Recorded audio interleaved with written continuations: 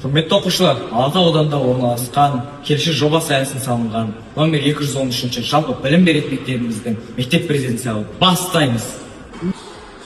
Әр үміткер өзін көшбасшы ретінде видеороликтермен таныстырады. Мектеп президенті білімді, жауапкершілігі мол, оқушылардың мүддесін қорғап, мектеп өмірінің жақсы өтуіне белсене қатысады. Сіздерді 22 қыркүйекте болатын мектеп президенциялығы шақырамыз. Әрбір дауыс біз үшін өте маңызды.